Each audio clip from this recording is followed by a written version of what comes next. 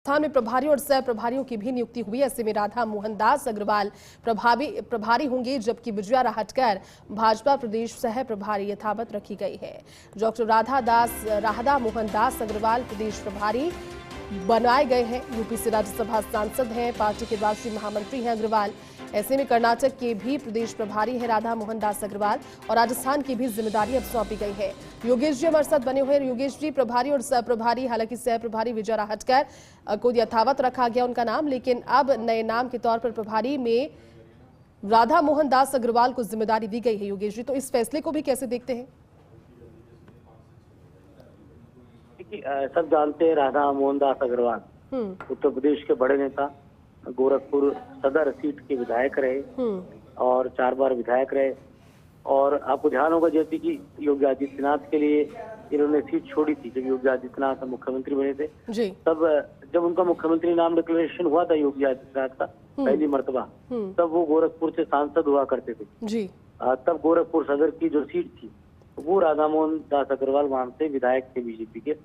तो यहाँ पर एक वैश्य चेहरे को और राजस्थान में वैश्य वर्ग बहुतायत में भारतीय जनता पार्टी को मदद करता है, भारतीय जनता पार्टी के साथ खड़ा हुआ नजर आता है। लेकिन पिछले कुछ समय से देखा गया कि वैश्य कम्युनिटी कुछ अपने आप को अलग थलग महसूस कर रही थी जी। आफ्टर रामदास अग्रवाल जब बीजेपी के बड़े नेता हुआ करते थे, वो बीजेपी के प्रदेश अध्यक्ष भी रहे, राष्ट्रीय कोषाध्यक्ष भी रहे। उनके निधन के बाद कोई भी बड़ा नेता राजस्थान में वैश्य कम्युनिटी से निकलकर सामने नहीं आया। अब राधा मोहन दास अग्रवाल उस कम्युनिटी को भी साधने का काम करेंगे राजस्थान में। और क्योंकि उत्तर प्रदेश के नेता हैं तो निश्चित तौर पर उनको पता है कि किस तरह से राजस्थान में राजनीतिक विषाद को बिछाया जाना है। तो आलाकमान की पसंद के तौर पर उन्हें यहाँ लाया गया है। कुशल संगठनकर्ता के तौर पर उनकी छवि भी है और बीजेपी के पूर्व उत्तर प्रदेश के संगठन महामंत्री रह चुके सुनील बंसल से भी उनकी नजदीक किया है। इसके साथ ही यहाँ पर ये भी अहम है कि विजय राहटकर उन्हें बरकरार रखा गया है। अरुण सिंह को हटाया गया, उनकी जगह अग्रवाल को लाया गया।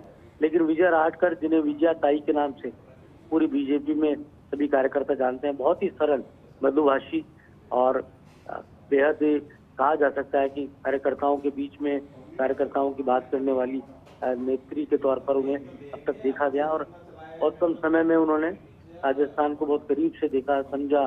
राजस्थान के प्रत्येक जिले का वो दौरा कर चुकी है। विधानसभा चुनाव के वक्त उन्होंने अपनी महत्वपूर्ण भूमिका निभाई। लोकसभा चुनाव में भी उनकी भूमिका महत्वपूर्ण रही।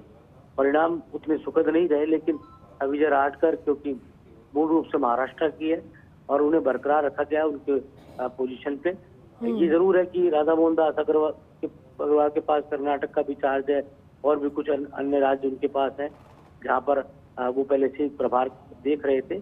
अब राजस्थान भी अरुण सिंह की जगह, अरुण सिंह का करियर जो कहा जा सकता है उस बारे में भी हम बात करने चाहेंगे कि लंबे समय से अरुण सिंह राजस्थान के प्रभारी रहे। राजस्थान में सरकार लाने में उनका योगदान रहा, बीजेपी का राज यहाँ पर आया।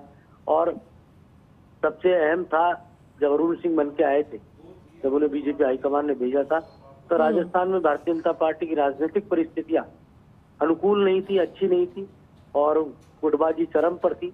और जब उन्हें बनाया गया उस समय सतीश पूनिया बीजेपी के अध्यक्ष बनाए गए और अरुण सिंह ने कार्यकाल संभाला अपना और बाद में एक एक करके सबको एक करने का काम उन्होंने किया।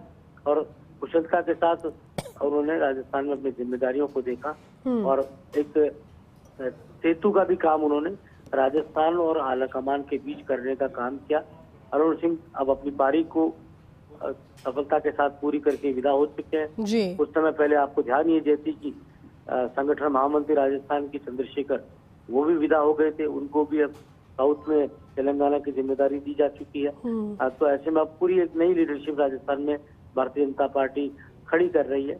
उसके अगवा संगठन के नाते, प्रदेश के बीजेपी अध्यक्ष के नाते और यहाँ पर कहे जाएंगे मदन राठौड़। लेकिन यहाँ बात एक और कर ली जाए, सीपी जोशी चित्तौड़ के सांसद जिन्होंने सतीश पूनिया जब हटाए गए थे तो भारतीय जनता पार्टी में बड़ा असंतोष पैदा हुआ था और उस वक्त सीपी जोशी को राजस्थान की बीजेपी अध्यक्ष की कमान सौंपी गई थी। और सीपी जोशी ने कुशलता के साथ बहुत ही कूल रहते हुए और वैसे भी उनकी आदत है, वो बहुत सरल अंदाज उनका रहता है और उन्होंने बहुत सरलता के साथ, कुशलता के साथ बीजेपी प्रदेश अध्यक्ष की भागदौड़ को संभाला।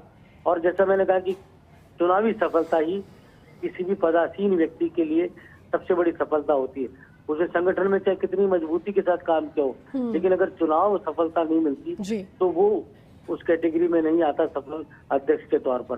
तो सीपी जोशी की सफलता ये रही कि उनके अगुवाई में भारतीय जनता पार्टी ने राजस्थान में सरकार लाने का काम यहाँ पर किया और बीजेपी प्रदेश अध्यक्ष के नाते उन्होंने तत्कालीन कांग्रेस सरकार के खिलाफ कई बड़े आंदोलन किए।